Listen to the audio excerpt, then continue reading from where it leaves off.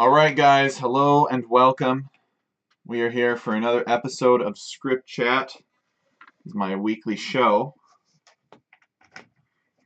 Every Sunday, 17 GMT, we come here and we talk about random map scripts. And it doesn't have to be random map scripts that I make. In fact, I'd prefer if it were not random map scripts that I make. Random scraps of map that I make. That too. I'd prefer that it were not that. But the whole point is to sort of give the random map scripters in the community the chance to show off and talk about their work. Not all of them may have a streaming setup. Not all of them may have a community, however small, that would tune in to see whatever it is that they've made. So that's the point of this show, is to have random map scripters. Could be beginners, could be seasoned veterans of many scripting contests. Does not matter. And we do three primary things if they want to come. The first thing is we'll look over the map and we'll ask them about what they were going for. What's their inspiration for the map? What did you want to try to capture? What did you want to do with this map? Just the chance to just show and tell. Just like kindergarten, except way cooler. So that's the first thing. The second thing that we could do is, you know, if there's anything that's not quite working right, they got any questions about it, could go in there and debug it. Give them some feedback if they want. Help them make their map better. Help them make it more along the lines of what they want to do. That's the second thing. And then third, and finally, look, unless you're like the top players in the world, the top 50 players in the world, most of us aren't going to necessarily see how the entire battle is going to play out just from looking at a map. So it can help to play test it. So that's the third thing that we can do, is we can play test the map, and you know, maybe there's something as simple as straggler trees being missing, right? That you might not think of when you're looking at the map, but when you go to chop wood because you don't have enough wood to place your farms yet, and you're just sort of waiting and you're in between, that's something you notice at that particular point in time. So playtesting is invaluable in my opinion. Even if you're the highest level player in the world, I still think playtesting brings value to an analysis of the map script that you've created. A good map script, of course, will offer a variety of strategies in all ages. It will not be a script like Michi, for example, where nothing happens until post-Imperial Age, because there are many different ages in the game, and you want something to be happening in every single one of them. The Emu Warrior is here. Welcome, the Emu Warrior. It's always good to see you. We were talking about you last night in some of our community games. We're like, we need the Emu Warrior to keep Smokey in check. He's out of control. So today we're going to have a guest on the show.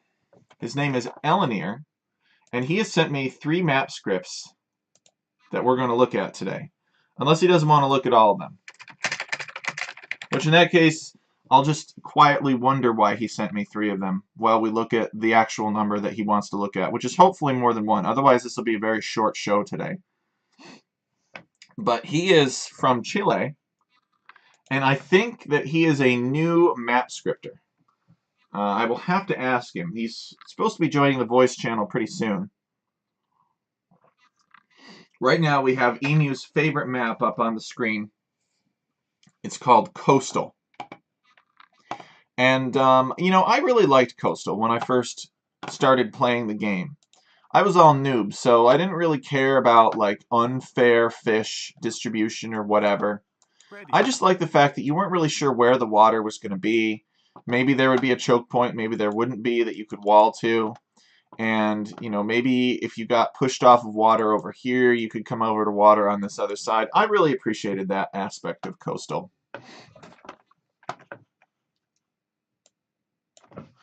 All right. So we got Elanir in the chat. Elanir, hello and welcome. You are on Script Chat. Can you hear me, Elanir? Try saying something. You very well. Can you hear me? Ah, yes. Yes, I can hear you. Hello and welcome. It is really great to have you here. I was just telling chat all about you. Only good things, I assure you. Okay.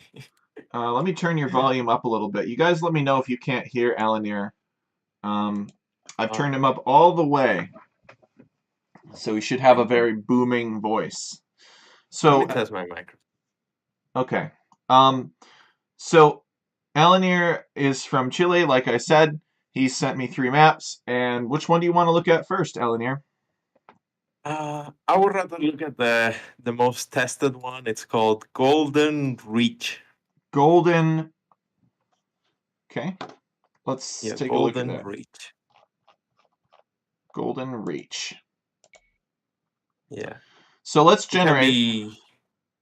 can be played from 2 to 8 players, so it's team game compatible. Very nice. So let's see how it looks under 8 players. It basically appears to be 2 large islands surrounded by Yeah. shallows, and in the corners there are distinct, unique lands with some golds on them. Yeah.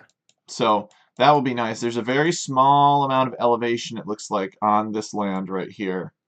Let's generate it on a larger map size and see how it looks. I'm curious if it's divided by teams or what the deal is. Are the zones set by team? No, the Okay. zones are always on the corners. Okay. So the zones are set by players then. Interesting. Yeah. Do you want to set the zones by teams? Do you know what setting zones by teams means? Yeah, I do. Okay. I frankly prefer them on the corners because it's just way easier to converge the players to the corner, Okay.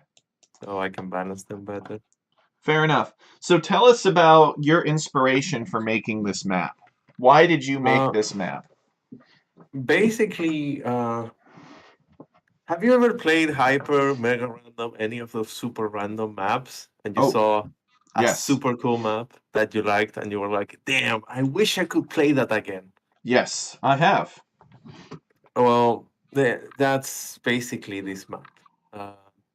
And it also stems a little bit. I really like Gold Rush, but everyone I play with hates Gold Rush. Why do you think that is? I think I wouldn't know. People hate it because it's like Arabia, but you have to castle drop the middle or stuff like that. So I thought, what if we make a map that has like this objective based gameplay? Oh, I need to control this area, but it's actually fun and not everyone hates it. Okay. So if I understand correctly, this map generation that we're seeing here is very similar to something that you got when playing a mega random or hyper random generation. And you wanted to be able to recreate it, get it every single time.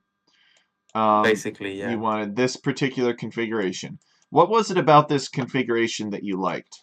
Was it you liked the objectives you said? So how would what should I know if we went and play tested this today? Welcome, Cookie Pirate. If we went and play tested this today, what would be your advice for how to do a good job, and maybe win for your team? I would say the scout players are pretty important because they can harass the fish. We also need to control the water a lot. Mm-hmm. This is actually a map. I will say you might be tempted to drop a tower on on the golds at the corners to protect them from galleys. So it has this whole like hybrid thing going on. Some players need to focus on the water, and some on the land. Okay. So yeah, like divided. So the strategy you think for this map would be you envision the scout players and the archer players securing this gold. Yeah. Would this play out like Arabia in a team game, you think? You think people are going to come over here and secure this, try to get this gold, or do you think they're just going to go to their enemy and kill their enemy? I've played tested it a bit. If you wanna kill your enemy, you have to commit to it because if you don't, they're gonna win in the long game due to the fact they have more gold than you. So it kind of you can't really do like, oh, I'm gonna free TC boom and make a few knights and try to kill that way. You have to commit to it if you want to be super aggressive. Yeah, I'm looking at the player assigned golds here, and there isn't very much. It looks like Gray has a total of 8 tiles of gold, which seems to Yeah, be about half of what you would normally get. Perhaps maybe a little yeah, more than half of what you would normally get in a standard Arabia setup, where you on Arabia you'd have one 7-tile gold, which is your main gold, and then I believe you would have 2 3-tile or 4-tile golds beyond that that are a little bit further away. And that's done for the yeah, purposes of redundancy. So, for example, if an opponent has military control over your main gold, maybe he towers it, maybe he's got a bunch of archers camping it, or whatever, you can go to your other gold and you still have options. You don't have to resign right there. And that's what makes Age of Empires so great, is that it's comeback oriented in many respects. yeah, Okay. yeah. I can. All Yeah, I right. can really use them. Oh, So sorry. you said something about this. You wanted to see scouts pressuring fish. When you play tested it, did you see a lot of players going for the fish? I know Emu Warrior would probably build 4 docks and make as many fishing ships as he could. But did you see guys that would just forego the fish entirely and try to exert pressure on their opponents, or did Yeah. they focus on maybe building a dock similar to Four Lakes? What usually happened is, yeah, some people just went all in into their filo early castle military, but if they didn't manage to kill their opponent, the fact the opponent had fishing and gold control will eventually fizzle that out, and an imp. It Hmm. was a losing battle. Okay. I see you've got a lot of shallow here. What's the purpose of these shallows in between the Um, players? Did you in want between. shallows in between the players, or did you just want shallows around the outside?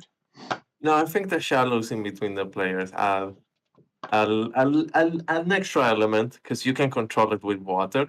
So if you commit too heavily into water, you don't immediately lose the game. Okay. So, and also demo ships. Like, come on, we Ooh. all want to see someone cross and all their Hmm. knights die to a demo ship. That's true. We do all love demo ships. So Lucas Ducas asks, is the little gold in the base not purposeful? Similar to Gold Rush, where you have less gold in your base, but lots of gold on the edges. Yes, I think it is purposeful. Welcome, Lucas Ducas. It is purposeful, I think.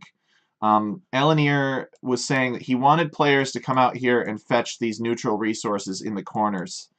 And I would assume that in order to incentivize that, he gave the players a smaller amount of gold individually on a Yeah. player assigned basis. Yeah, that should be enough gold to last you until mid castle. Depends on the composition, of course, but Hmm. assuming one gold unit, like archers or knights. So why do you have these little deep water ponds in here? What Oh, purpose do these ponds serve? Is it just to sort of add some texture? Is it supposed to be cosmetic, or was yeah, this they're done cosmetic right now. was this done to accommodate the fact that you wanted great fish marlin, and it wouldn't spawn anywhere but water? Yeah, I did them mostly for cosmetic reasons because marlin, the fish type, can spawn in shallows. Okay. But I think the little holes look pleasant. Okay. It's inspired on a map in a tournament I was playing called Low Tide that has like these little holes with a shorefish inside. I think it looks neat. I'm just trying to envision like a situation where one player has 50 pikemen and he's trying to get at some galleys, and the galleys keep on sailing across this deep water gap here, and the pikemen can never quite reach them. That's always fun. Um, so why I noticed that why are some of these corner golds elevated and others not? um, it's it's basically random. You have the chance for some of the goals to be elevated or some to not be elevated. I'm mainly doing that just for Tatar players because if they're playing Tatars and they want to have a bit of a safer goal, they can go for the uphill one Mm-hmm. because they're only fighting downhill if they get harassed. Okay. But it's So definitely something I struggle with because like elevation, I think is important in maps, but I'm struggling how to fit it. yeah, and Yeah, elevation is pretty primitive. I think a lot of people really struggle with elevation doing random map scripting. For the first part, first of all, most people who do start random map scripting will give up on cliffs probably within a week or two, just because you have essentially no control over where they spawn, and everything else that you could potentially spawn on a map interferes with the generation of cliffs. So it's just like, all right, I'll just make a very steeply elevated area and put a bunch of Gaia rocks on it and call it a cliff, and that'll be good enough for me. So the elevation you're saying in these corners is random. There's a certain chance that they might be elevated and that they might not be elevated. yeah, Okay. So the fact that this one is not elevated is not because um, it failed to elevate it, but because you just wanted the random chance there. yeah. If you generate it again, you should have a different combination of fails Yep. if you try that. What about the player lands? I noticed that the Yeah, player lands are flat. Was that intentional?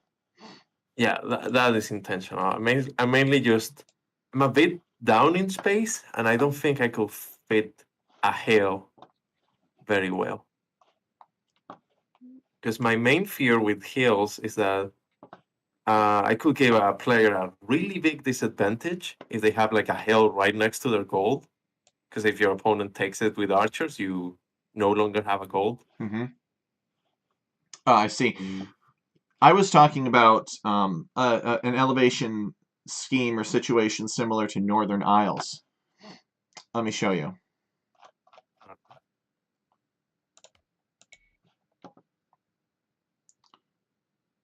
Notice in Northern Isles how each of the player lands are at a flat elevation of 1 above the water. Uh-oh. It's still generating. What this does is it nerfs the attack of ships and it increases the attack of units against ships. And it looks like my Yeah, game is frozen. So when I look at this, I think maybe it would be helpful for your map to adopt a similar feature. I don't know how powerful you want ships to be, but certainly ships will be quite... Oh, here we go. It did spawn finally. I wonder if Northern Isles just has difficulty spawning on this particular size. But see how the player lands are all elevated above the water? So yeah, basically, if somebody builds a big fleet, a big armada, and they attack, let's say they want to attack some units on land, they'll do less damage, and the units uphill will do more damage to them.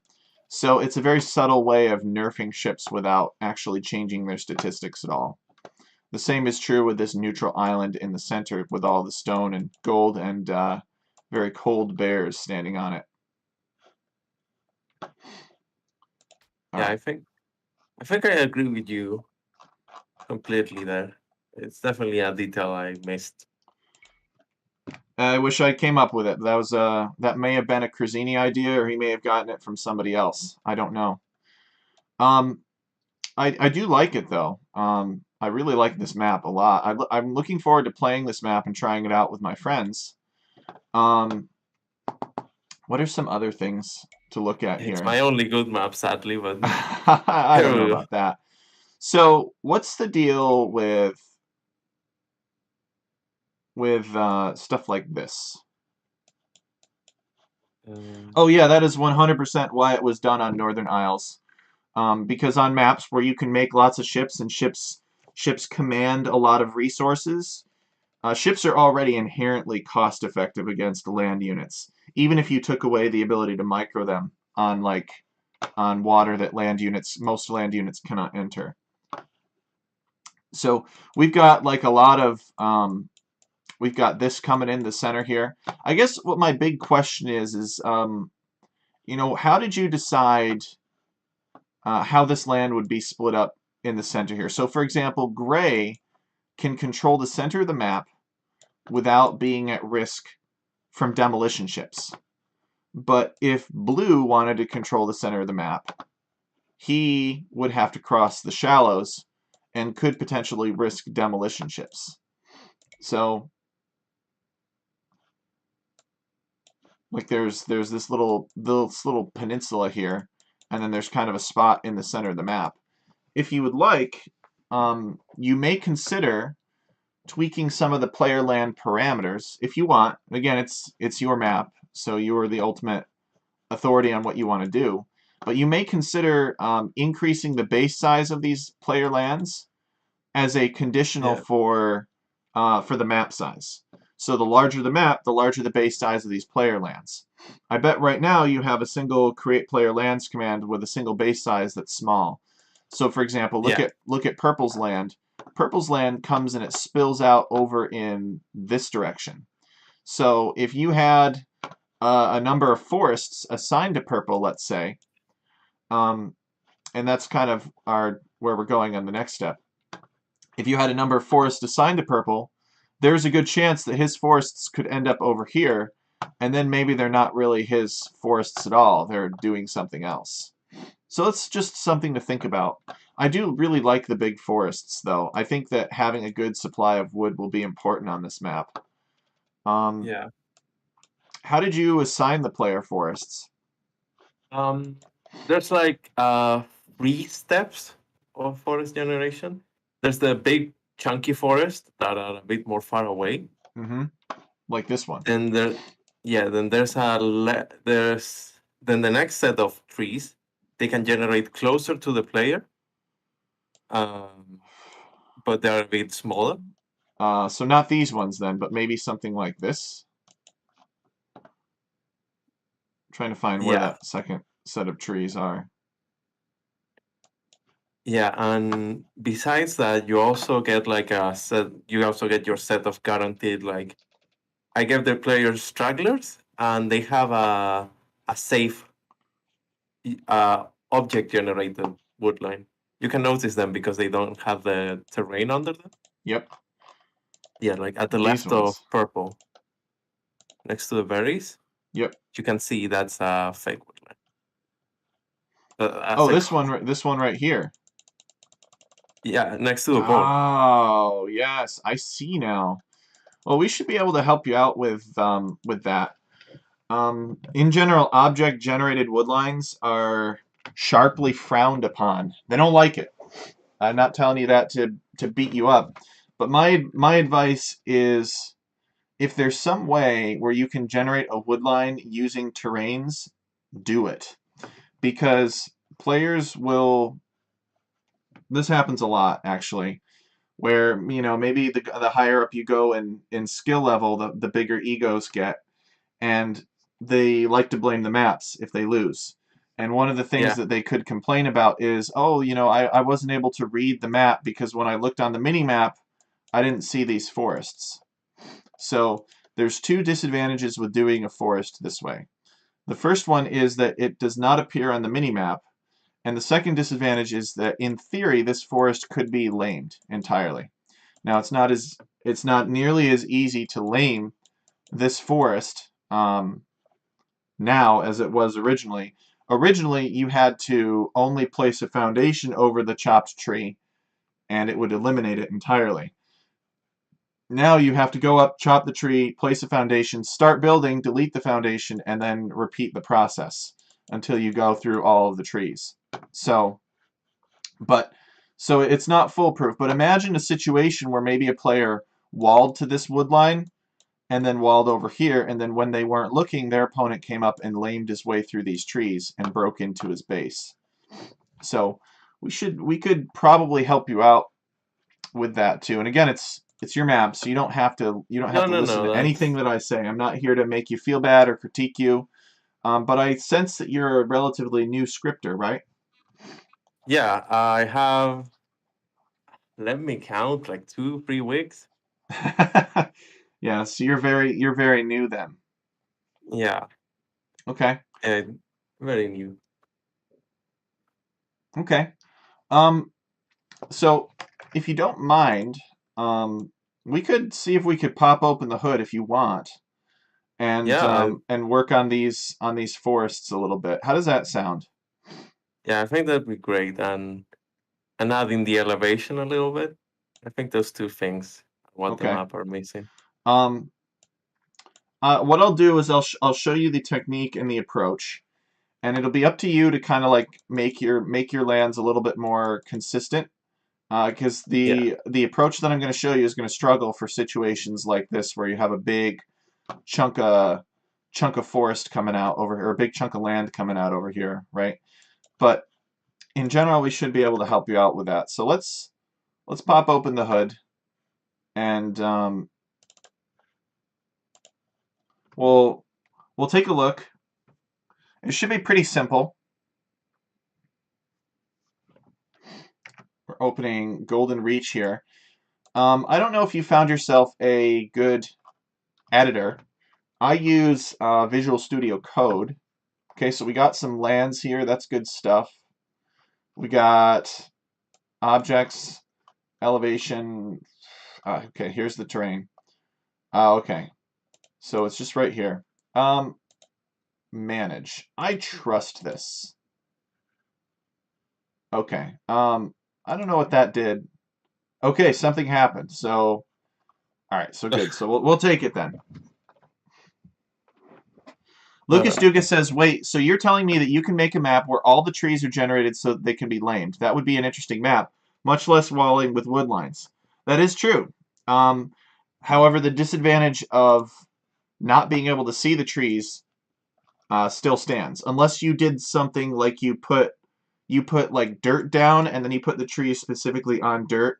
So you wouldn't see the dark green on the minimap. You would see like this dirt color. You'd see some kind of tan on the minimap, and that'd be where the trees were. So, oh, for example, Tullyhogue, which I'll show you now. I think I have it activated.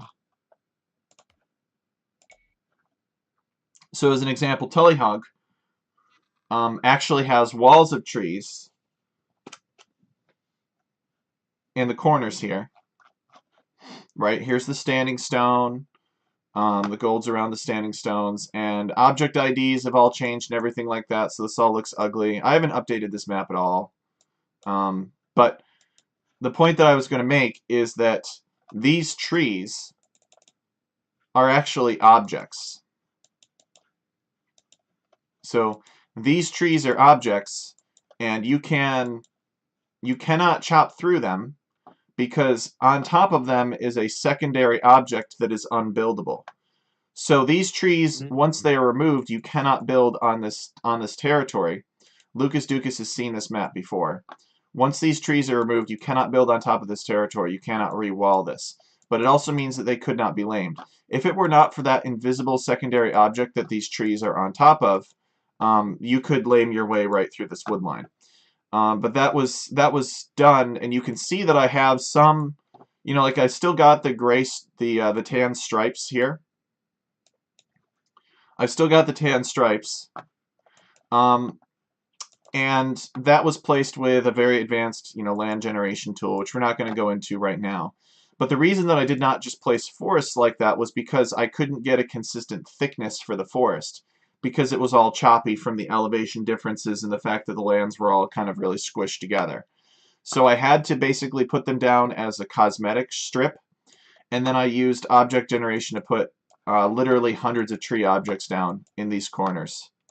But yes, this is an example of a forest that's generated with objects. So let's go back to our Golden Reach map. Oops, it's Golden Swamp. I like Golden Reach a lot more than Golden Swamp, though, because Golden Swamp is very snowbally. You take the center and you basically win. You get water control, and you've essentially won the game. So let's pop open the hood here, and let's see what we can do. So it looks like you've got forests that are avoiding the player's start areas, and you're creating the water too. So tell you what, these must be the big forests, right, Yeah, Elenia? the big one is the 15, and the slightly smaller one is the 14. Tell you what, let's comment this out for now, and I'll send this file back to you, and you can do what you wish with it. Maybe it'll be useful to you, maybe it won't be. But we'll do something very simple. And the game just crashed. Okay, so we will relaunch the game, and while the game is relaunching, we'll work on that symbol thing. We're actually going to comment this out as well. And I think what's important is that we make sure that every player has the same number of forests. In theory, with this setup, although it is unlikely, it is possible that one player could get all of the forests on their island, which would be unfair. So, Yeah. is there a way where we can make sure that every player has the same number of forests? And the answer is yes. So, what we're going to do is, what's the base terrain of your player lands? It should be grass, right? Yeah, players are grass and Okay. the gold spots are desert. So here's what we're going to do. So we are going to create terrain, and we're going to create terrain dirt. Because you're not using dirt anywhere else, right? And Yeah. we're going to call this right here, let's say that we're going to creating player forests. And I'll show you this trick. And by the way, I did not learn this trick until like I was a year or maybe a year and a half into random map scripting. So don't feel bad if you don't know this trick. We're actually going to do two tricks. So we're going to say, we're going to come up here and we're going to define player forest collapse. And then we're going to say if player forest collapse, and then end if. And you say, why do we do that? If you define it, it's true, and if you don't define it, it's not true. And the reason that we do that is because we're actually going to put a bunch of code inside of this little if block here. And if we have an if block, we can collapse it like that, so we don't have to look at it all the time. Because when Granny's driving in her SUV down the road, she doesn't want to look at the engine and all the moving parts inside. She just wants to enjoy the SUV. So we're going to kind of do it the same way here. And this define allows this if statement to always be true. So if we wanted to comment all of this code out, we could simply comment out the definition statement, and then it's like commenting out all that code without the clutter. All right, so we're going to create terrain dirt, and we're going to do a number of clumps equal to 1. So you can kind of follow with me. I'm going to do this step by step at a time, one at a time. We'll close that. And so now when we generate it in the editor, we will have one clump of dirt and the rest of them will be clumps of grass. So let's go in and create a scenario, and we'll take a look at it here real quick. Zoom out, random map. We'll do a large random map location, and we want golden reach, and we want 8 players.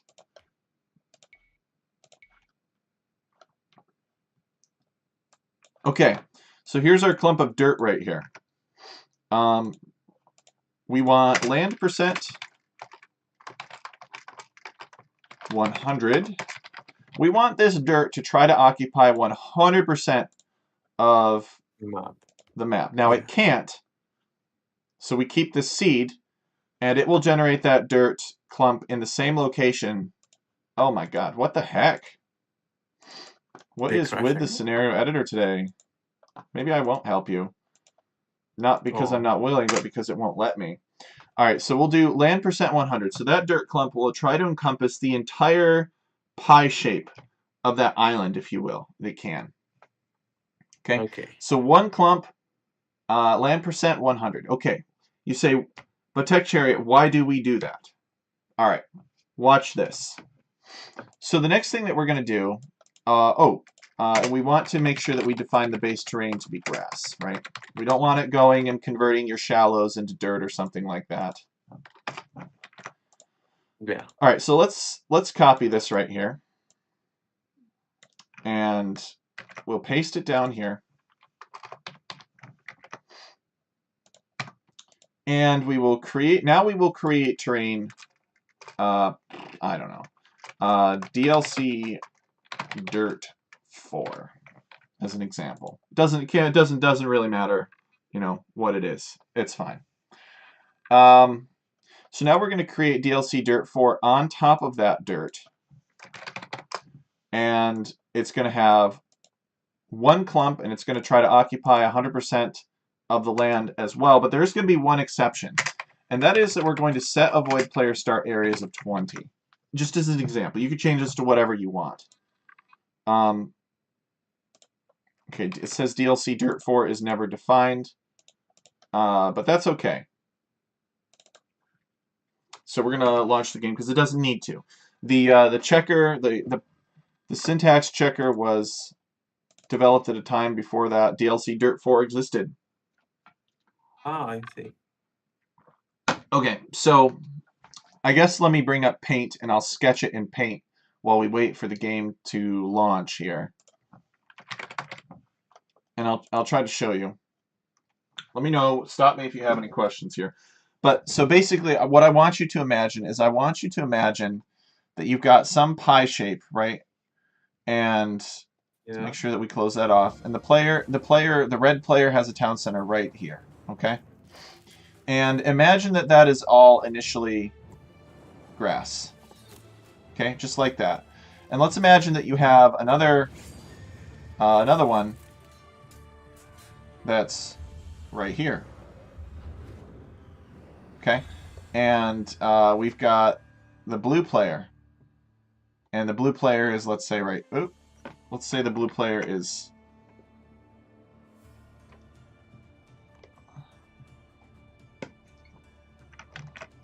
Say that the blue player is right here. Just like that, Elinir. So then we fill this in, and this is going to be grass as well. Okay? Except we didn't do a very good job. Okay, there we go. So that's grass as well. You got red and blue here. So the first thing that we need to do is we need to basically convert one of these grass patches, and they're going to be up to 8 for an 8-player game. We need to convert one of these grass patches into dirt. And then what we need to do is we need to convert all of the dirt in that grass patch that's a certain distance away from the player town center. Okay? We need to convert that into a different kind of dirt. And we need to make sure that we plug all of our holes so that our fill tool works properly. Okay, just like that. So imagine that's our second step here, if you will. So the first step, we convert one into dirt. The second step, we convert some of that dirt that is more than 20 tiles away into a different type of dirt. All right, are you with me so far? Yeah, so we have two dirts. Yep, so we got 2 different dirts, but the important part is that we have a circle of one type of dirt closest to the town center, and then everything else is another type of dirt, right? Then what we do next is... Let's increase the thickness of this. Then we go in and we make sure that we specify create forest on that original dirt terrain that avoids the town center by a minimum distance. And then we will get those forests. All right. The safe ones, yeah. Okay, and these are the player assigned forests. These are forests that belong to players.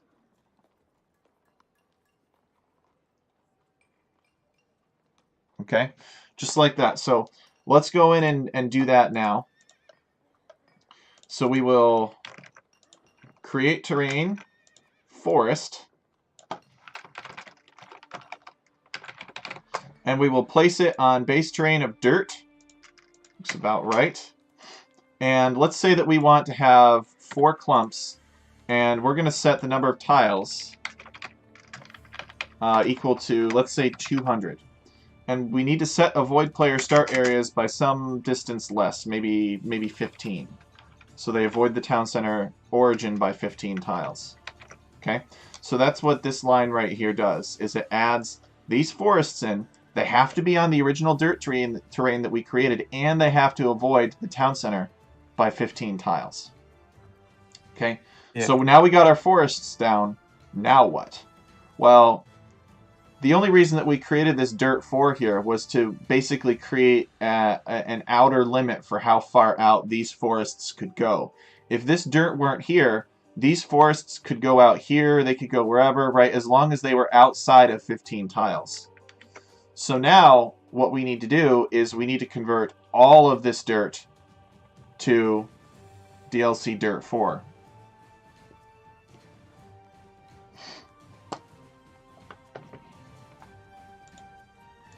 So, we're going to come here, and we're going to set the number of clumps equal to 9320, lots of clumps. We could even set scale by groups.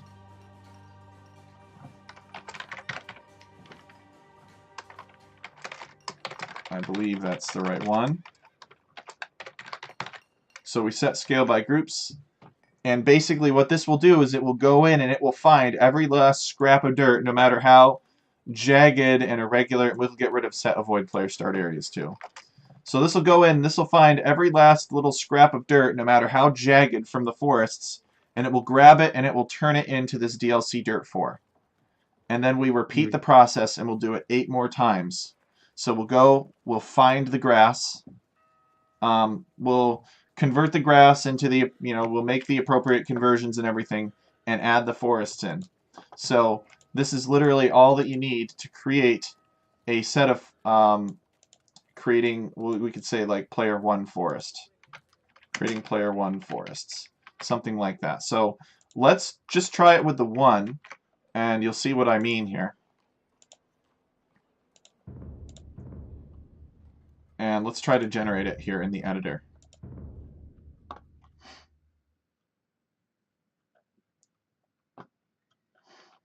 So we come out, we'll go to the large size again, and we'll go to Golden Reach, and we'll hit generate, and we should have one player that has forests, like this, and I guess some of the rest of this is objects. We could probably suppress that so we don't get confused. Little clumps of stragglers for decoration. Forestry right here, this one. Yeah, you need to remove them. I'm just gonna comment it out. Yeah, it should be. Give me a second to find which one. So we'll keep this seed. It's the last one, I think. I got it. Okay, so these look pretty thin, actually, for forests. And you can see that this is on DLC Dirt 4 now. Yeah. So what we could do is we could actually go back to where our terrains are, keeping that seed. Okay. And yeah, we could increase this maybe to 25. See if we can allow this to thicken up a little bit. And you can indeed see that this is looking a lot better now. And we can do other provisions too. Like we could place this as leaves and then have the forest be a space in the other terrain types so the forests don't merge, because sometimes the forests like to merge. But that's the general approach. Now we need to go up here though, and we need to specify that we want 8 players. Okay, so as you can see, this player right here has his forests, and I guess this forest satisfies the 15 to 25 tile rule, even though it does seem a little far away for this player. That is going to come as a consequence of tweaking with the base size and everything like that. I guess maybe it's also possible that if we kept this seed, let's kind of try to peel this back and just make sure that nothing unusual is happening here. So we'll suppress that and regenerate it. We'll keep the seed. Okay. Actually, it looks like what's happening is this DLC Dirt 4 is, I think we're only placing, since we're placing only one clump of it, it's actually getting cut off by this player land here, and it's not able to spawn up here. But if we increased the number of clumps, then we could run into an issue where now it's over here, right? And it's everywhere. So you can tweak the base size and such of these players depending on the map. But the point that I want to make to you is that if we have this, because right now this isn't doing us much good. One player has forests and nobody else has forests. There are only occasional straggler trees. However, Yeah. we've got dirt. We'll have dirt 4 left over after this, right? And this is starting us off at grass. So that means that whatever forest operations we apply to this are not going to affect this at all. It's going to go find some other grass patch to do it to. So we could come in here, for example, and we could do this again and save it, and it will go find another player land to transform. And in this case, it's this one right here. And so then this player gets his forests, just like that. You could do other things, like if you wanted to make sure that these forests were not too close to the shore, maybe you felt that if a player had his forests close to the water, that it would be a disadvantage for him. You could always come in here and you could do spacing other terrain types.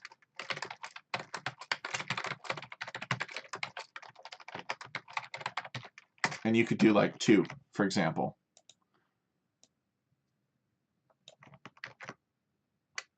Just to give you a taste of how this works.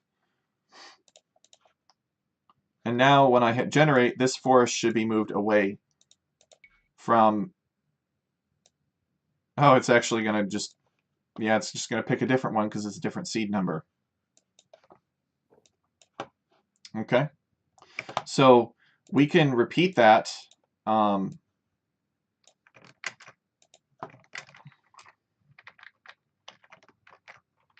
bunch more times.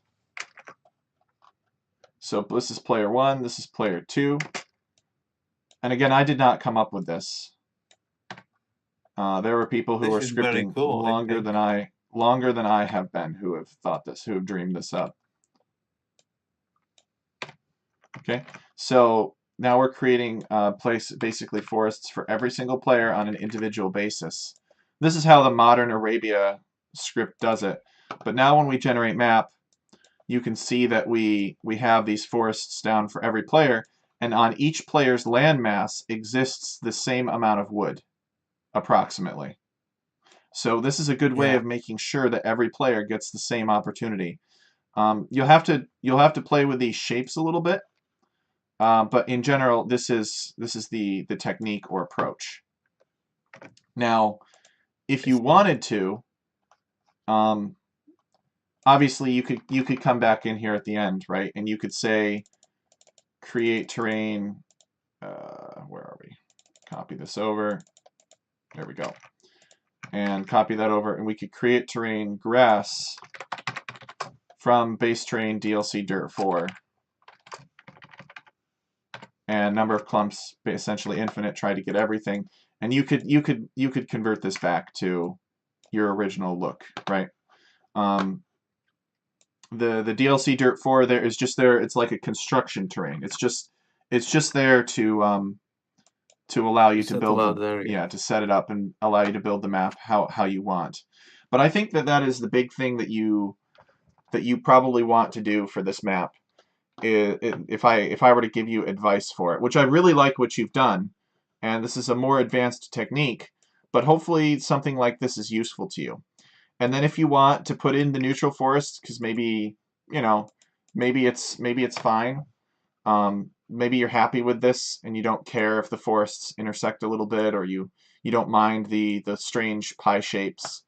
You can always come in once you're ready, and you could do something like create terrain forest, and then you could do base terrain, whatever your base terrain happens to be. In this case, it's grass.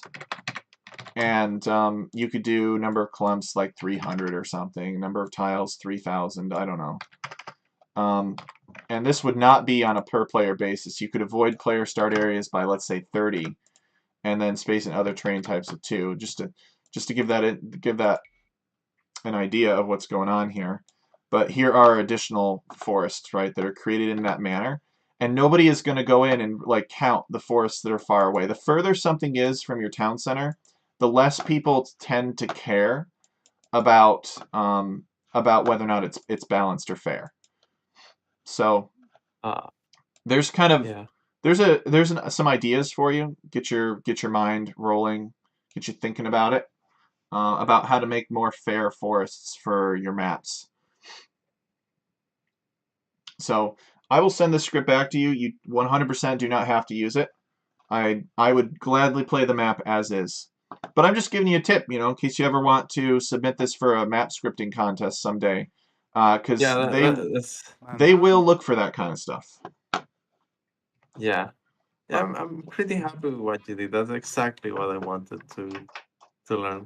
We just make the forest the far away ones a bit thicker. Oh, yeah. Because I think they look pretty, and that's it. Yeah, and like this is not my creation. This is your creation. So this is just for educational purposes. What I've done here. I expect that when I send this back to you, you'll dissect it and tear it apart and use everything you can in it to make the map the most that you want it to be, and you can change parameters however you want, but this is just sort of the idea. So, yeah, shall we discuss your next map, or do you have some more questions about this one that I can help you with? Yeah, I think I'm pretty happy. I'll just need to note down everything, the little updates I need to do to terrain height and the forest. I think there was a question about how to elevate these player lands above the shallows. Is that correct? Yeah, we could try talking about that. I think I know how. But you want to go into wherever your player lands are created and set the elevation equal to 1. If you try to do it any other way, what will happen is the player lands will not be elevated. So let me show you. So the land generation comes first. Oh man, you got to put all your fancy initials up here. You got to put like the date and developed by Elinir and all that good stuff up there. You got to sign your work. All right, where's the elevation generation? Elevation should be. It doesn't matter where it is. Okay. Okay. You got the percent chance. Oh, okay. Yeah. So I'm just going to leave that the way that it is. But I'm going to add something else to it here. So let me show you, for example. So if we tried to create elevation 1, just like that, and we put all this good stuff in here, right? Base terrain grass,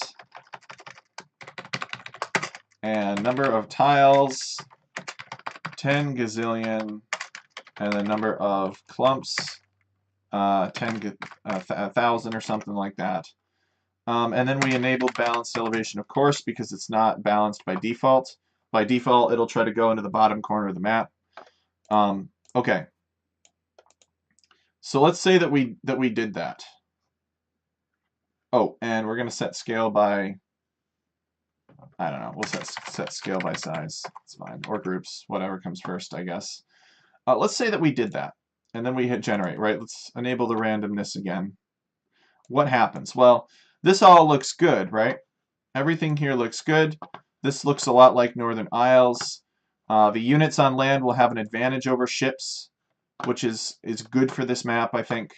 But there's one problem. Elevation doesn't spawn around town centers, around player lands, I should say, which is unfortunate. So we would need some way of making sure that this elevation happened properly.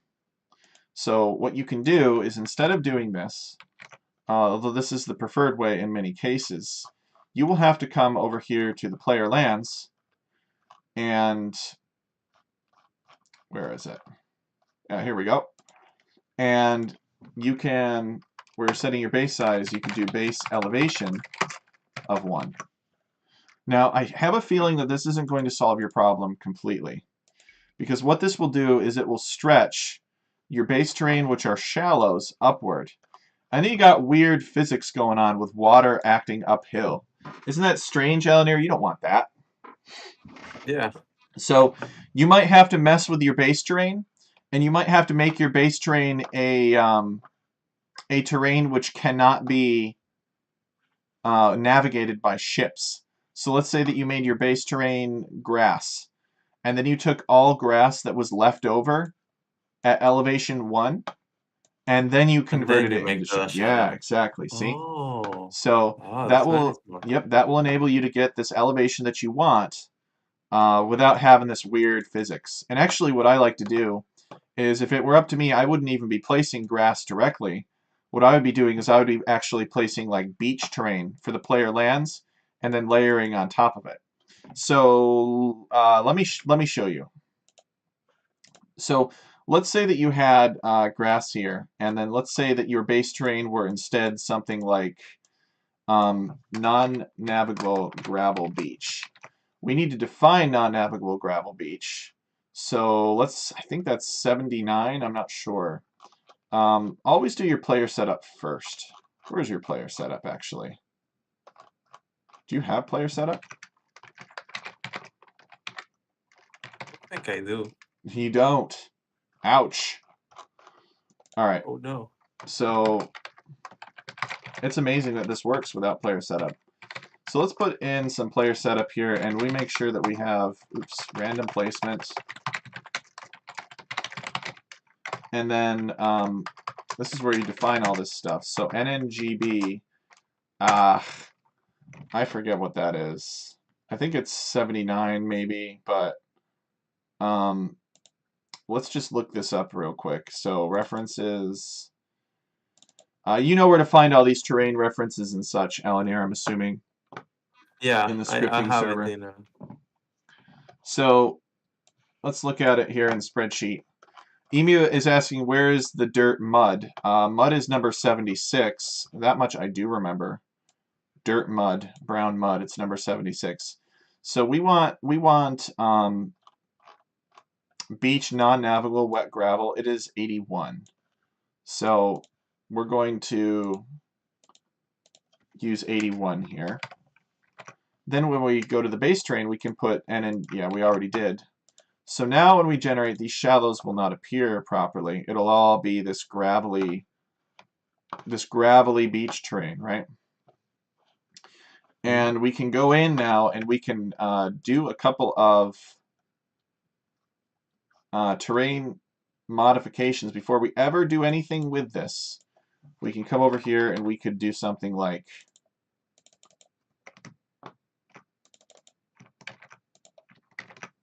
create terrain, and this is going to be DLC gravel beach, and the base terrain is going to be on top of that NNGB stuff. And that's all good, and then we'll do this again, except we're going to create terrain shallow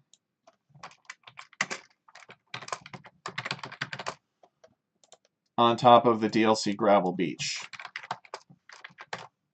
So that stuff obeys physics. The only thing that we're going to add is space and other terrain types of 1. So that it is 1 tile away from any other terrain that is not appropriate. So now when we generate that, you can see that it does its best to fill in the shallows where it can. Now note that this is still appears to be a dry channel, if you will. I believe this is still navigable, though. I could be mistaken. Let's check. So we'll come over here and we'll find a ship. And it's going to be the Elite Longboats. So as you can see, it's still navigable. But the longboats cannot sail up the hill. So they can only go on the flat part. Now, you still may not want this. You may like your shallows here. And you can see it's tried to fill in some places at the intersections where it's a little bit thicker. So you can increase your spacing to other terrain types or whatever, or other zone avoidance distances when you're creating these player lands, because you're going to mess with these player lands anyway to try to get a little bit more uniform of a distribution here. But hopefully that helped you. It showed you how to create a different beach type, how to get more uniform forests for the players. So I will send this one back to you, Elinir. Any other questions about this one? Not really. I think the rest is just gonna have to be making it prettier and such, which will take more time than knowledge, I think. I invite you to coordinate with us on GitHub. It's a shared repository of random map scripts. Different people can go in there. I don't know how much development experience you have creating software or anything like that, but it sort of creates this shared folder where folks can work on random map scripts together. That's going to be the goal. So I invite you to take part in that with us. Yeah, actually, that's what Golden Reach is for. I wanted to post it there to be like my hi. We would once we get it set up, we would love to post it there. And the goal is we're going to have an auto mod updated that basically reads that GitHub repository whenever a new map is added and updates a mod. So there's this big massive mod with all people's glorious creations in it. That's the goal. Yeah. Huh. Good stuff. All right. So I'll send this back to you. You can take it apart and see what you think of it. See if there's anything you want to incorporate in your own creation. What's the next one we need to look at? Holy War here, right? Yeah, Holy War. It's a bit ugly of a map, but it's my best attempt at learning how to do more. I like it. Stuff. So we've got a lot of berries. A lot of berries, yeah. Okay.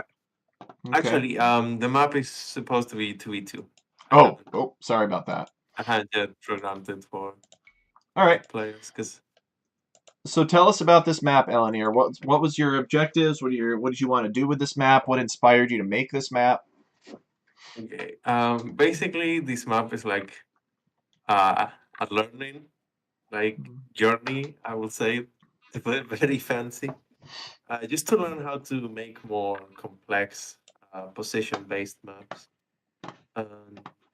Well, I figured, hey, what if we do like a silly mini game kind of map where you have very little gold, but you have to capture all the relics who are trapped inside little like cages. You see, they're trapped inside trees. Yep. You can't blame the trees. This time it's intentional. Oh, okay. And the berries and the stone one in the middle are like the big important relics. Okay. I like it. I like this idea of having basically players and thick forests here. It looks like each player gets 2 assigned relics per player. Yeah, the 2 safe ones. Because if you're playing Lithuanians, I don't want you to immediately resign, and then you have them ones in the middle. I think Lithuanians are fine. They're fine. You don't need relics to win as Lithuanians.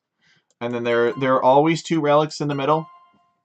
Yeah, the relics are fixed. So we have like the clockwise relics, like in the shape of a clock, and the 2 middle ones. Ah, I see. So the relics are always. Oh, okay. How would you respond to somebody saying, "I think the relics should be random"? Why are the relics fixed? Actually, let me try to understand your reasoning. Why are these relics fixed? The relics are fixed because I don't know how to program very well, and to make the little circles fully enclose the relics themselves, I had to basically make them spawn in a land, and the land itself is the one being surrounded, but not the relic. I don't know if that makes sense. So I think I could make it random, but it will take some time. So the lands. So what we see here are actually different lands that are placed in a clockwise or a circular, I should say a circular orientation. And these lands are done just to get at the relics. That's it. The lands don't do anything else. Yeah, you see the little desert spot? That's the land itself. Okay. Yeah, I saw you and Biz having a conversation about this in the RMS server. I didn't say anything Yeah, at the time because it was nice of him to help you, but this is not the best way to achieve the little wall around the relics. Um, if you wish, I could show you how to do that now if you want. yeah, that Um, would be really cool. okay. Well, that's why we're here. It was nice, yeah, it was nice of him to help you, but I don't think this is the best technique. He may not have, he may not have had the map up in front of him to understand what was going on here. Okay, so Yeah. let us close out a Golden Reach. I'll send that one back to you. And let's look at Holy War here.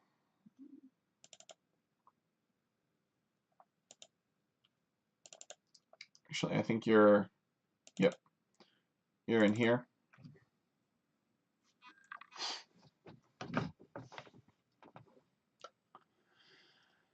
So we'll go down to wherever you're creating your objects. And, all right, you got the relic gen here. Yeah, it's place on specific land ID. In my opinion, ugh, I trust it. Please, I trust it. In my opinion, is obsolete. Should not really be in the game anymore. All right, so let's see if we can comment that out. Just like that. So when we do that and we save it, we should be able to regenerate the map, and we won't get any of these relics or anything like that. Okay. Are these terrains all of the same, Elenir? You Uh, have one in the all center the here, and they're the same, but they have different IDs. oh, So okay, that all right. yeah, the like on top of terrain generation, you see like a bunch of create land, desert, number of tiles, 1. Okay. Those. So let's go over to your land generation as well, and let's remove those lands so I don't get confused. You don't have a player setup section either, as far as I can tell. Yeah, no, I this one I also don't. I forget them. Ah, that's all right. I didn't appreciate the importance of player setup for quite some time myself either.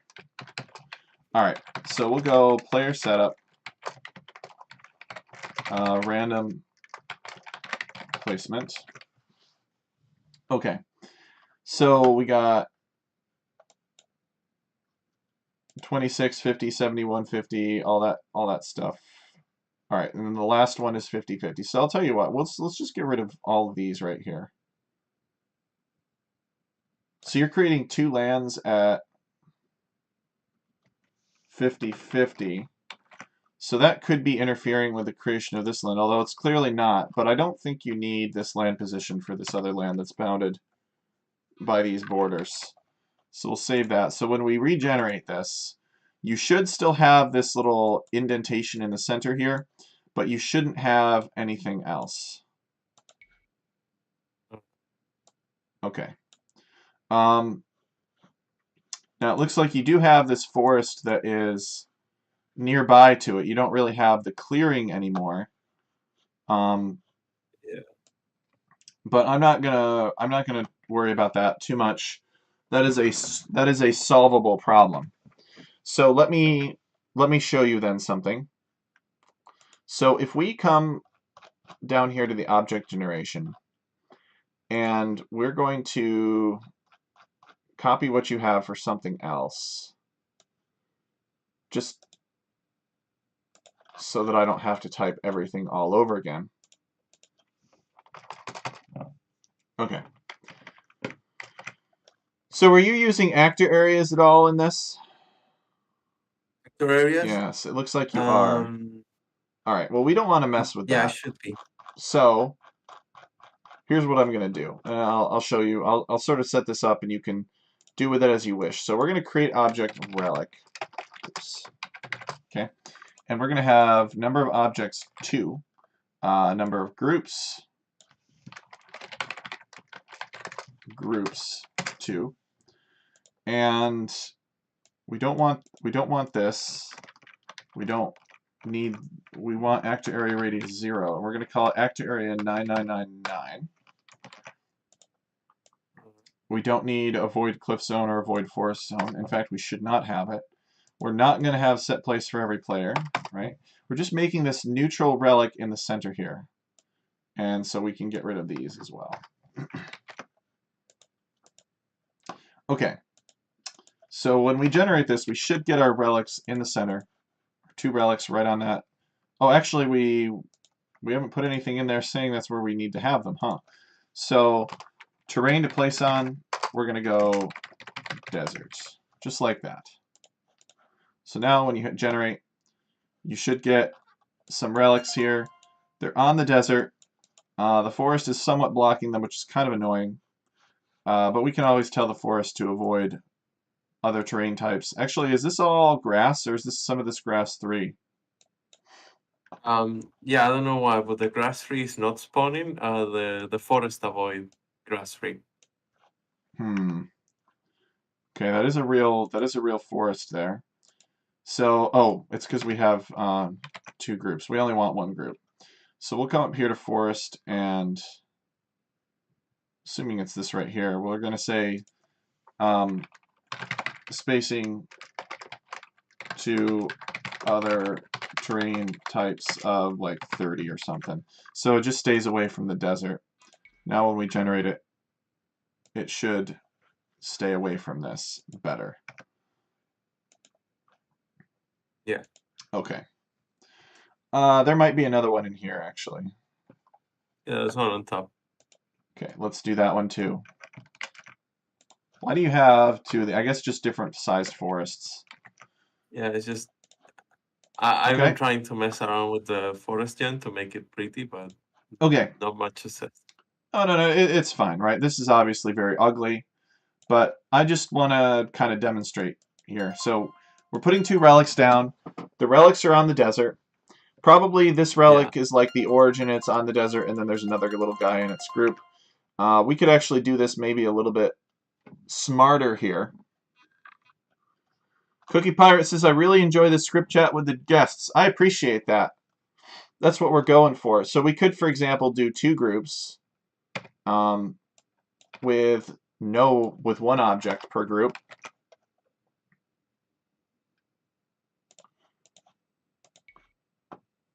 And then they'll both appear on the desert. I'm just going to put 1 down for now, though. Just because I think it'll be a little bit more symmetric, and you can tinker with this if you want, Elinir, so we'll save that. Sunday afternoon tradition, that's the point. That's the idea. Okay, so there we go. So there's our relic right there. And you're going to say, but Tech Chariot, what am I to do with a single relic here? Well, you're in luck. Watch this. Okay, so we've got this active area assigned to this relic that is active area 9,999, and it has a radius of 0. So now we're going to define a couple of things. We're going to define an on-grid placeholder, 278. And we're going to come up here, actually.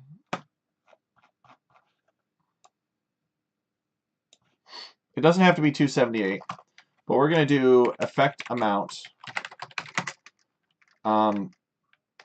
Gaia set attribute.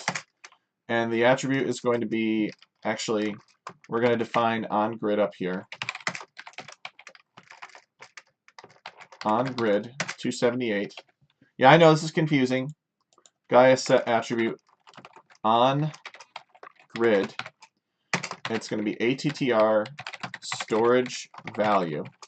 And we're going to set that equal to 0. So this magical object here, object number 278, is the dead fish trap. So it is a Gaia dead fish trap that we are placing here. And what this second line of code does is it removes the visual effect of that. So the Gaia dead fish trap can be placed anywhere on the map. And we're going to take advantage of that. And it'll also fit in the space directly underneath of a relic. It'll fit inside of these lines, Elinir. Wow. Okay. Oh, yeah, I wish I'd come up with that one, too. So anyway, this line of code will make it visually go away at the start of the game, which is what we want. Okay, so now let's come back here. We don't need to define this. And what we're going to do is we are now going to create objects. And we're going to create objects on grid. And we're going to copy a lot of this stuff here. So we're going to create object on grid. And we do not need to actually set a grouping for this. We don't really need to set a grouping for this other one either. It's going to be set Gaia object only. We're not going to place it on any type of terrain at all. We're going to call it actor area 9998. And it's going to have actor area radius of, let's say, 20. Okay, and then we'll get rid of this. And save it. Okay, so something kind of like that. Big thing, though, is we're going to say actor area to place in is going to be 9999. So we're basically taking this relic that has an actor area radius of 0, and we're attaching this invisible placeholder object to it, directly within its actor area. So this will be placed immediately underneath that relic because this radius is 0. And then this invisible object will have an actor area radius of 20. But Tech Chariot, you time-wasting scum, why would you make me do all of this, you say? The reason for that is because we can do this as many times as we want now. So we could create another invisible placeholder. We could call it actor area 9997, and we could give it an actor area radius of 21, and it will also be placed within 9999. So now we can create object relic, and we're going to do number of groups 9999, 9, so a lot, 99,000, and set Gaia object only. And we don't need to give these an actor area right now, but we will place them within actor area 9997. But we will have them avoid actor area 9998.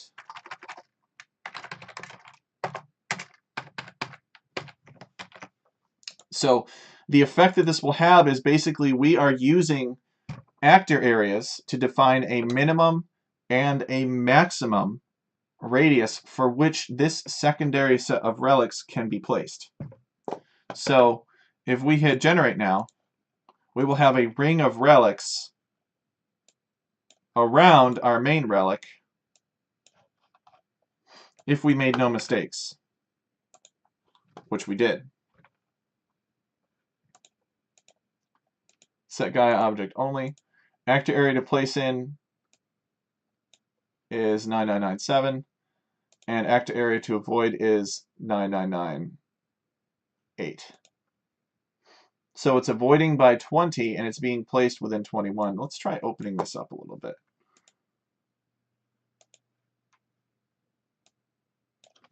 Maybe make this 18.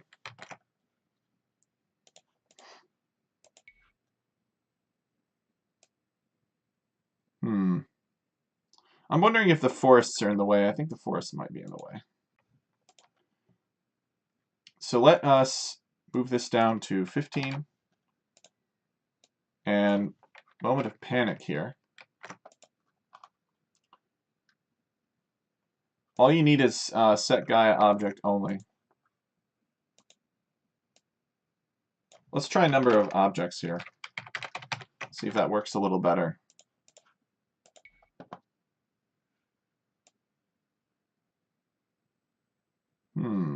Nope. Let's see. Actor area. Let's try something different. Let's do pH1 and pH2.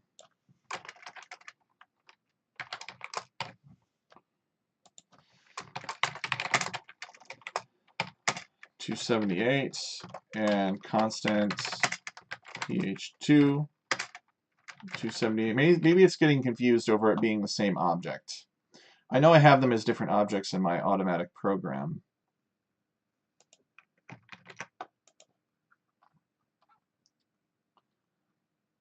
Okay, number of objects, a lot.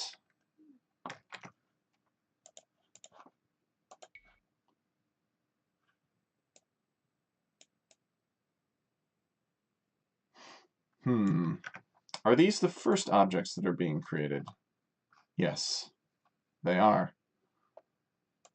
So let us test something else. Let us say that this is actually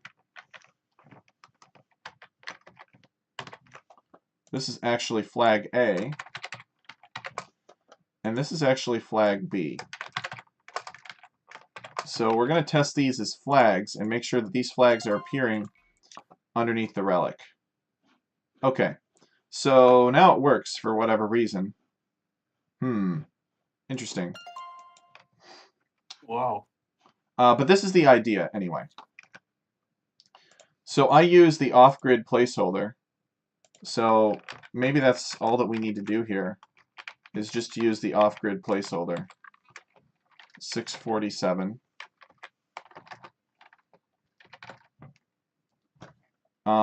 And we'll do pH1.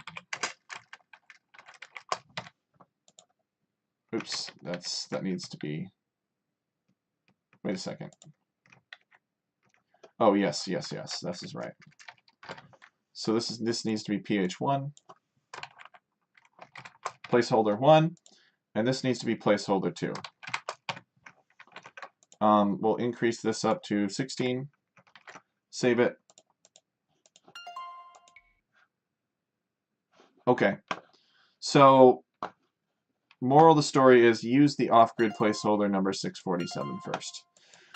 All right, but you say, I don't want a ring of relics like this. I want them to be all spaced out. We can do that too. So for example, we could have these relics, we could say temp min distance group placement of 12. And then when we rerun it, the relics will be conveniently spaced, 12 apart. They'll be constrained to be within that ring of each other, but they will always be between 12 and 13. And we got some, yeah, I guess it shouldn't interfere with the player assigned relics too much. Okay. Now, these relics in turn, then we can do the same process. Exactly. And then we can enclose. Wow. So you could do the same thing to these relics here. So you could give these relics actor area 9996, actor area radius of 0, and you could do the same thing all over again. So you could create object. We're literally going to copy and paste here. And I have a computer program that does this automatically for me, so I don't have to hunt down numbers and troubleshoot things and such. But we're going to call this placeholder now like, actually this isn't right. This should be pH1, 2. This is pH1 underscore 1, and this is pH1 underscore 2. So this is the one here is for the first stage, and then this is the second one of the first stage. But now we're in the second stage, so we could 2 underscore 1 and then 2 underscore 2. And these are being placed within 9996 now. And the actor area radius is, let's say it's 3 and 2. And we need to give these subsequent numbers, right? So we need this to be 5 and 4. And then when we create another set of objects, we could create object, let's say forage. We wanted to surround them by berries. And we could do number of objects, let's say the same number, no temp min distance group placement this time, and they are placed they are placed within 5, but they avoid 4. And then we'll get rid of this other active area here. So save that, and we should fill in all of these forage bushes will be surrounded by, or all these relics will be surrounded by forage bushes, unless we make a mistake, which seems to be what just happened.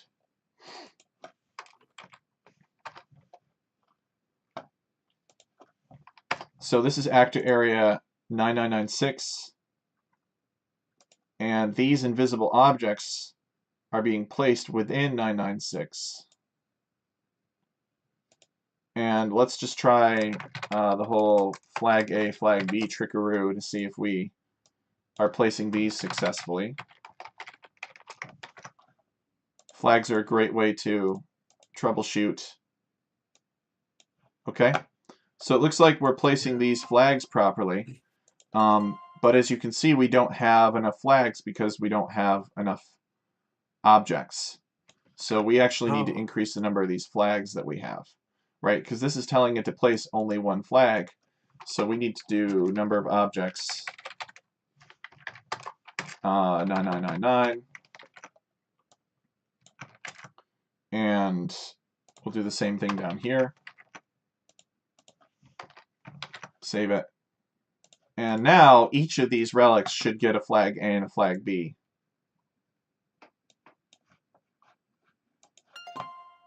Yes. So each relic has a flag A and a flag B. Wow. This appears to be one of the player. These appear to be player assigned relics, and this one is the one in the center. The players get to. So, all right. So that is working properly. So now let's see. We need the forage bushes. Number of objects, a lot. Set guy object only. Active area to place in. Ah, okay. This is actually reversed. No, this needs to be 5 here. So we need to place within the 3, because we were placing within the 2 and avoiding by the 2, which is why it didn't work. Okay. And so now let's come back here and we're going to do ph2_1 and ph2_2.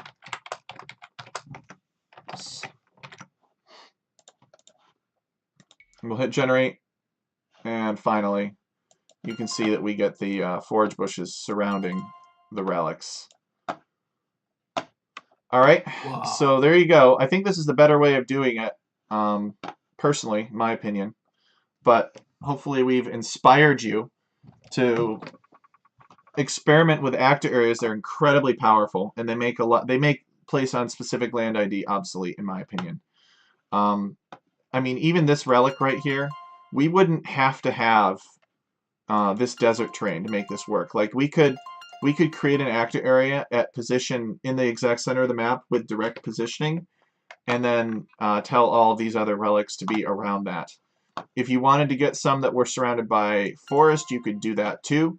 So you could create like you could go in and you could increase the spacing between these relics that have the forage bushes around them, and then you could actually do it all again with forage bushes this time, or with trees the next time, and you could tell the new relics to let's say avoid these two by halfway, so that the ones with the trees would end up here.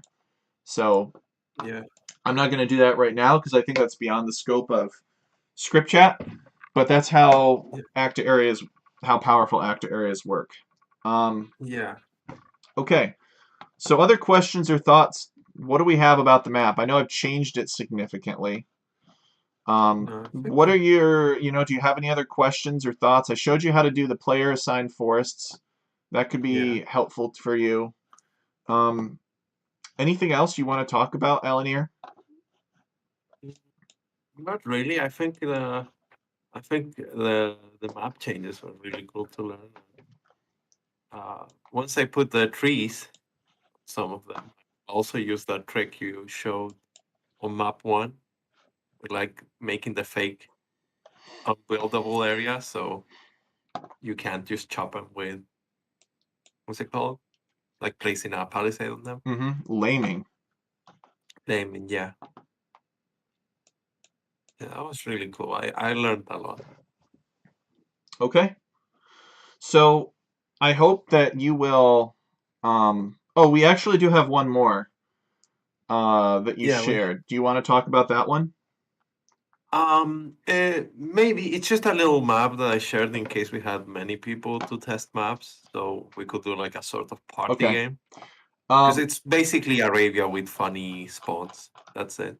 well, I tried generating it here, Among Us, Yeah, and assuming that we're all set with this, I think you're going to go back and experiment with it based on what you learned today. Um, yeah. This one I need to remake. Try to generate it with 8 players, okay. and make sure there are teams of 4 players on each side, and you'll see what Ah, makes the okay. map special. So I didn't mess with the diplomacy at all. Let me go over here and Yeah, just make set the them friends. diplomacy. Yeah, this map was just created to just play with my friends and such, so they All won't right. Well, I be. hope that that will include us. Yeah, that's why I brought it up. Just to like, it's a party game uh, type of map. I Well, want to we make more of this, but I think I will learn how to LMS properly first. in player Yeah. 8. There we go.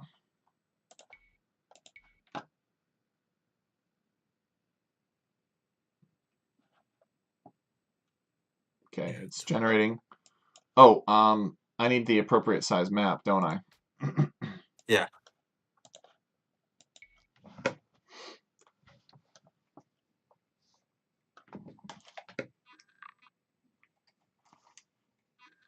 Yeah, this is just like a test map to test the concept of um I call it the imposter due to the map name being Among Us. But yeah, you can see one of the teammates in each team is behind the pocket of the other Ah. team. Well, there was a post on Reddit about this.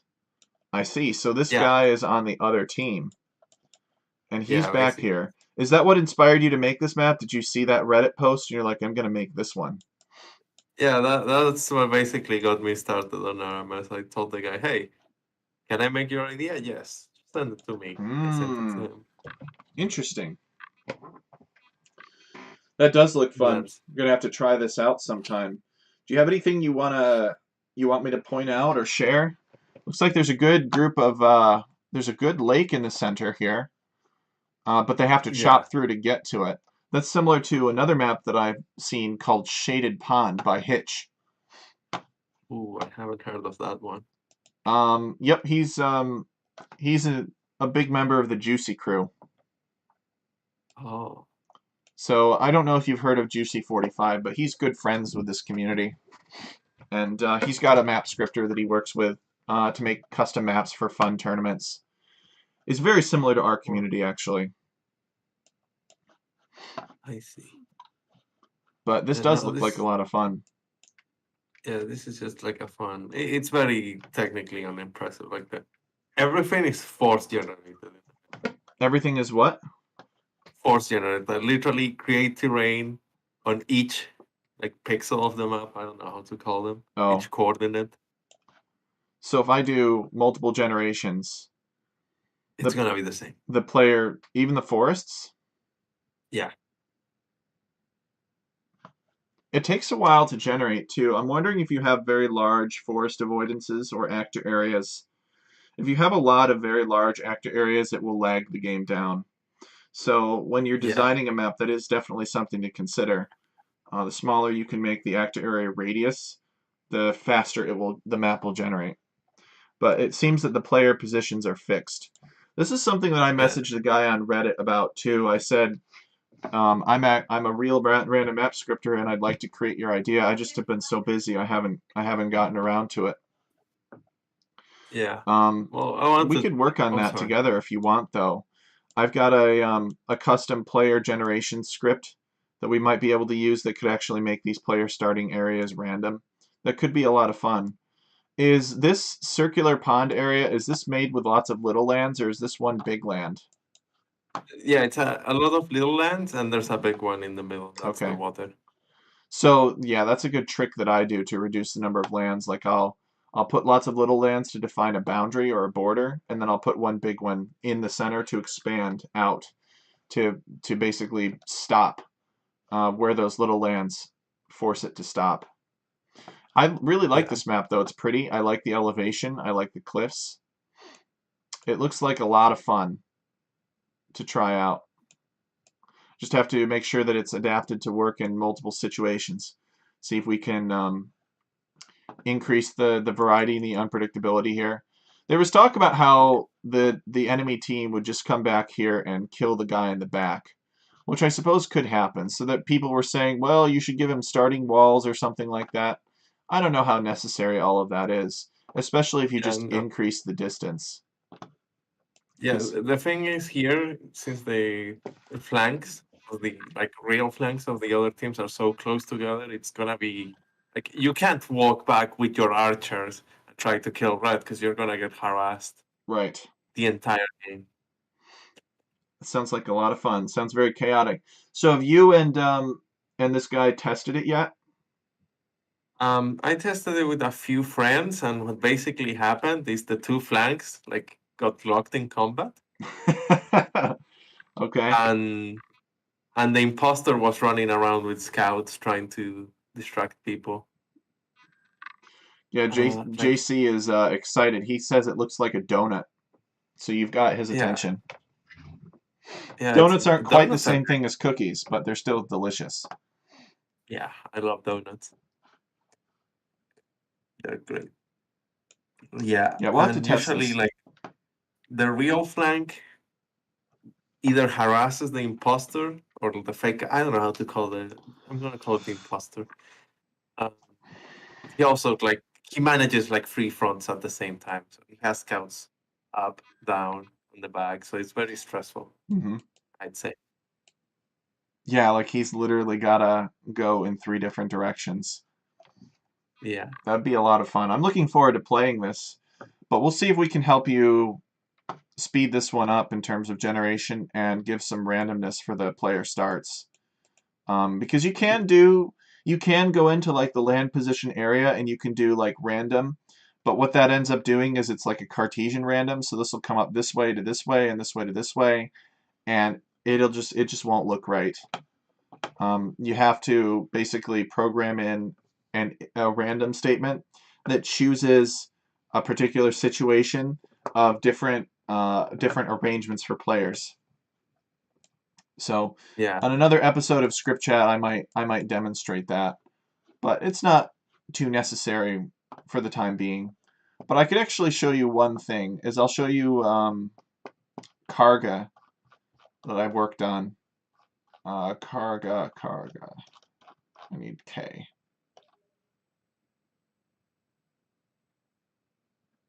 I don't have it. I must have inactivated it. Oh, oh well. I guess I won't show you, but Karga actually has an elliptical arrangement of player lands. So if I have an elliptical oasis in the center and I want all the players to be the same distance, the player arrangement has to be elliptical too. Because if it were circular, the players that were on one end would be closer to the tip of the ellipse, and the other end they would be further away. So, okay. Um, I think I'm out of things to say for today. We've looked at Elanir's maps. We've given him some pointers, given him some ideas and things to try out when he's scripting. We're going to get back to these maps. My hope is that Elanir will work on them this week, and maybe we can try them out on Saturday when Rage does his next free-for-all stream. Someone should make a cookie map, says the Cookie Pirate. Um, Anything else that I can help you with today, Elanir? No, I think I've learned a lot, and it's gonna take me a little bit to implement it all, but I hope it will be okay. I'm sure that Generate some cool maps. I'm sure it will be. Looking forward to it. We'll get I'll talk to Q Philip here. We're still debating amongst ourselves about how we want to configure this GitHub script repository. but once we do, it'll be a nice space where we can all collaborate and work together. So it'll be very easy to collaborate and help each other out. So I'm looking forward to that. I really, really appreciate you coming on the show today, Eleanor. Yeah, thank you for having me and teaching me a lot about maps. All It's right. cool to learn. Yeah, we'll see you soon, Eleanor. Who knows? We might do some team games or some community games even tonight. There's plenty of guys looking to play. So the Cookie Pirate says, "Nice job. He approves of your work, Eleanor." Thanks. I'll make a cookie map. He'll make a cookie map for you, he says. The Cookie Pirate. Flattery will get you everywhere. To the Cookie Pirate. All right, so I'm gonna hop off of voice channel here. I really, everybody, please give a big shout out to Eleanor. He's got some really great creations. He's a new scripter, and it's really impressive what he's done in the short amount of time that he's had to develop maps. I know when I first started, like all that I would ever make was nomad maps because I refused to learn about player setup and forests and all that good stuff. Just really fantastic stuff. And I really appreciate that he tackled this guy's idea off of Reddit here. It's something that I've been meaning to do, but I haven't gotten around to it yet. I guess it just shows that the early bird will get the worm here. But yeah, that's going to be all from me today. I don't know where BP is. If BP is here, we can take a look at one of his other maps. My map directory is just a mess right now because we're looking to transfer the maps over to a GitHub repository. And that means setting up collaboration folders, and we're still talking about how we want to do that. But once we get that figured out, we'll be able to help him out with that. Regardless of whether or not BP is here, let's just check real quick to see if we've got his NOMAS map in here. We do not. All right. Oh, we'll have to get that at some point.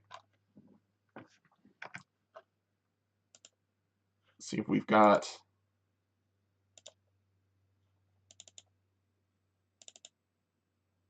I mean, he's got Nomad 9. I'm not sure where Nomas is.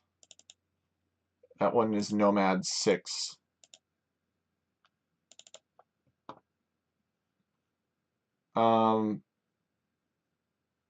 Return to the Rising Eagle Cup, maybe.